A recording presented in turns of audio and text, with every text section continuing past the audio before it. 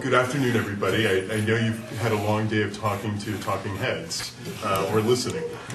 So I'm happy to be here with you all in the epicenter of my district, the 5th District.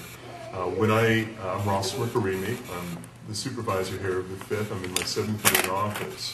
When I ran in 2004, at the time I'd been working for the San Francisco District Attorney's Office about 9 years. And I ran on one of the central planks of taking back our streets that had been well engulfed in violent crime, this area of the city, the Visadero, Hayes Valley, and Lower Haight, statically for about 20 years. This area had notoriously been the second to third highest homicide rate area in the city, and I made it clear that I felt that there was too much of a resignation or capitulation by the city government, by law enforcement, and more importantly, by community itself, just sort of accepting that reality and that way of life. When I came into office in 2005, you might recall that I made a bit of a brouhaha and a name for myself by representing my district and not yielding to the idea that I wanted to see better forms of community policing. That meant police getting out of their cars, like the station here, and it meant engaging a community where trust runs thin between community and law enforcement.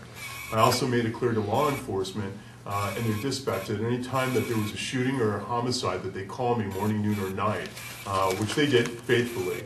But in short time, I actually had a reputation and a relationship with the community where I got to the crime scenes and murder scenes faster than the police did, because it would be the people in the community that would call me faster, and I would be in more proximity than the police were able to respond.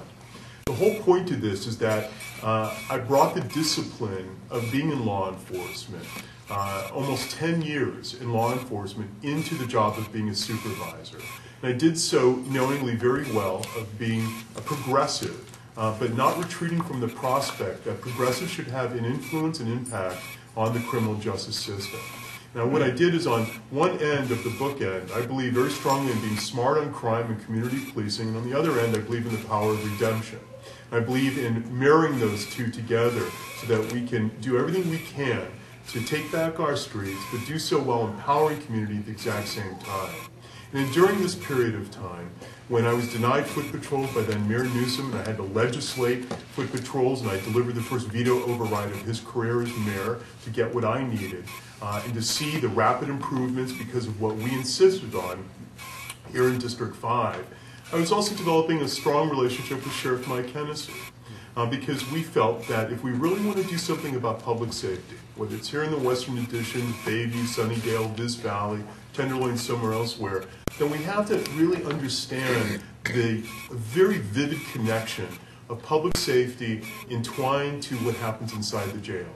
Because what happens inside the jails very well affects what public safety outside is going to be responding to. Because the fact is very quite stark. For every 4 people that the San Francisco Police Department arrests and the San Francisco District Attorney prosecutes, 3 are almost repeat offenders within 3 years. And that's pretty sobering, considering the fact, in me, who's been the longest serving member of the Budget Committee and the Board of Supervisors, that we actually front load nearly $500 million every year to the police department, to simply just repeating the rearrest of the same people almost 70% of the time. That cycle has got to break. And when you compare it to the 2 departments that are chiefly responsible for rehabilitation and reentry of those ex-offenders from the county jail system, mainly the Adult Probation Department and the Sheriff's Department, and you look at their budgets, it short shrifts any expectation, I think, of sanity to think that we're actually going to get ahead of the public crime and public safety matters. So as sheriff, I will improve public safety throughout San Francisco. I will do what we did here in District 5, which we now have the highest drop of violent crime citywide, holding 3 years. In the same way that I was able to bring back the Visadero, which is my comeback kid story, if you have been there between Haight and Gary, it is remarkably different now than what it was 5 years ago, where it's become a destination place. It hasn't been gentrified to the point where it's lost that populism, and now we're doing that in the Lower Haight. Well, that's exactly what I'll do. And this level of conversation and throughput is something that resonates with Sheriff Hennessy. which is why I'm the only candidate that has his endorsement, as well as the endorsement of the Democratic Party. And just to end on this point, so I can leave time for questions, this race is incredibly important to San Francisco, and let me tell you why. There has not been a race for sheriff in 32 years, an open race that is, because a whole generation and more has grown up with the same sheriff, Mike Hennessy.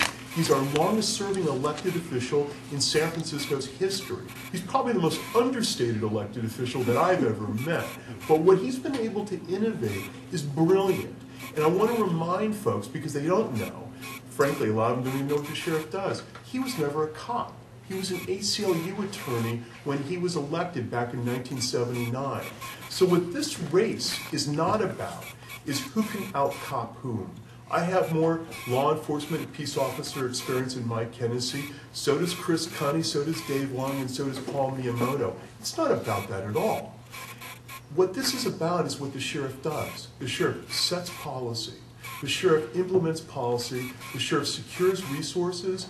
And most importantly, the sheriff is the one who renders discipline over the sworn personnel staff of 850 men and women who carry guns and wear badges.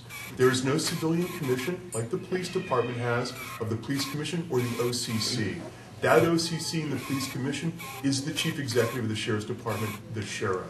And you want an independent sheriff who makes sure that that thin blue line does not get any thinner, and that we make sure that there is that level of balance and respect that one would expect when somebody carries a weapon and is able to exert the kind of authority that law enforcement often does, and often is seen is sometimes abusing or exceeding. That is why I am running for sheriff, and I would be very honored to have your support. Thank you.